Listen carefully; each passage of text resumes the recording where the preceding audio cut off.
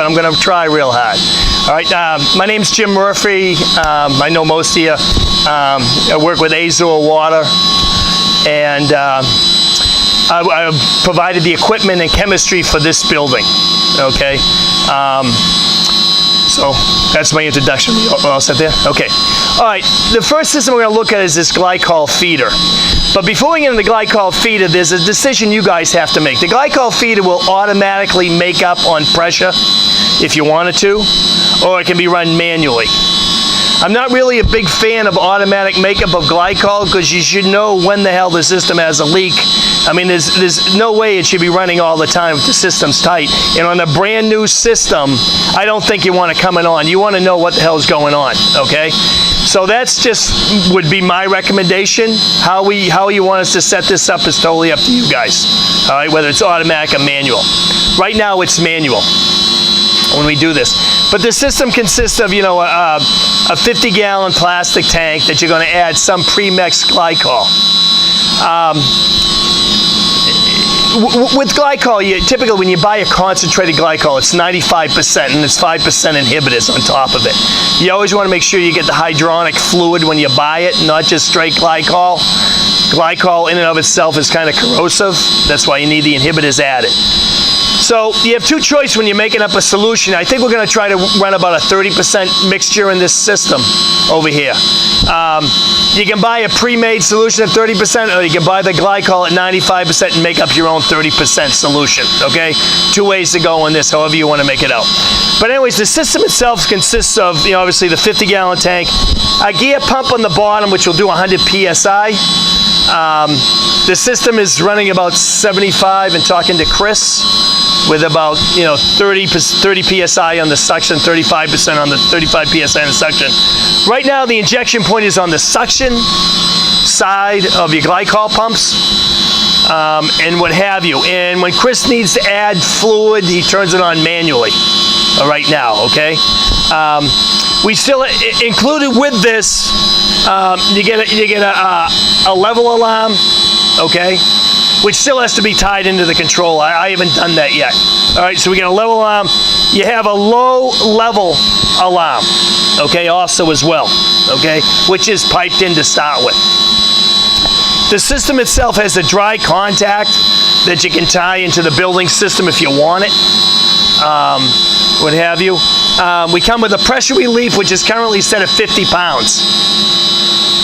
Which, if we're going to a system that's 30 or 40 PSI, it seems about right to me on that setting, but you can adjust that. And obviously a pressure gauge, and this is our low level alarm right there. This is the control box. It comes in the factory, it's not programmed. Okay, it just has your basic ladder diagram you get to add into it. But before we can program, we need to know how you guys want to run it. Manually, automatic, and at what pressure you want it to trip on and off at, if you want to do the automatic. Okay? And pretty much, that's this system. Okay? So, you know, it's the first time we've talked about this, and Chris is still working. We've still been tied in the tunnel system, this glycol loop. So you're just running in this building. But sometime in October or something like that, I guess the tunnel system will be completed, and the tunnel and this building will be tied in. And you'll have a total of about 3,700 gallons, or thereabouts, okay, in the loop. Does anyone have any questions or type stuff? Okay. Sure. A sensor that tells you what the mix is. Can you repeat that question before you say it? Okay.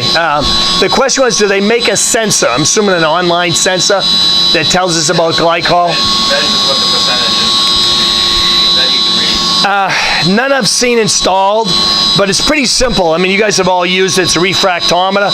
So it's just the way, you know, when you put a light through a fluid, it bends, right? So the refractometer is reading the bending, and that's influenced by the percentage of glycol. I am not aware of an automatic one that does that. I'm not saying there's not one there, but typically refractometers are like $75, and they're very accurate and reliable. So I don't think there is, but I'm not saying there couldn't be. because it's just a light diffraction. So I know they use other things with light, so they might be able to, but I don't know that. On that, okay. That throw an alarm out based on how long the pump is running. Let's say you have a leak. It does. Leak in the system. It with a the pump. Same question one more time. Okay. Okay. The question was, will the pump? We get a pump alarm if the pump's running for too long. Pretty much. The way it works is that on this, it's the level. Okay.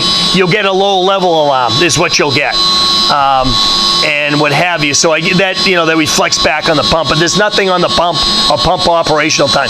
The pump's a gear pump, so it's 1.5 GPM, pretty close.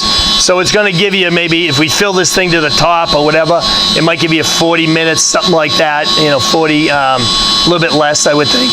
But the point is, we shouldn't need it. You know what I mean? It's when this thing has to go on or you got to feed glycol, it's because there's been something that happened mechanically. We lost glycol.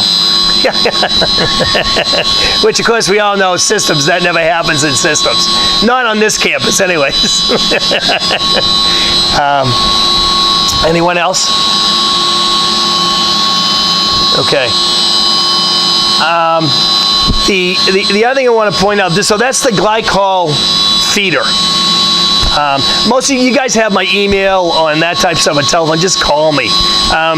But you guys need to decide how you want to set up, manually or on pressure, before I can program it, okay? And that's something, Dave, you can get back to me next time you're bored. I know. All right, the next system we got is if there's no more questions on the glycol loop, is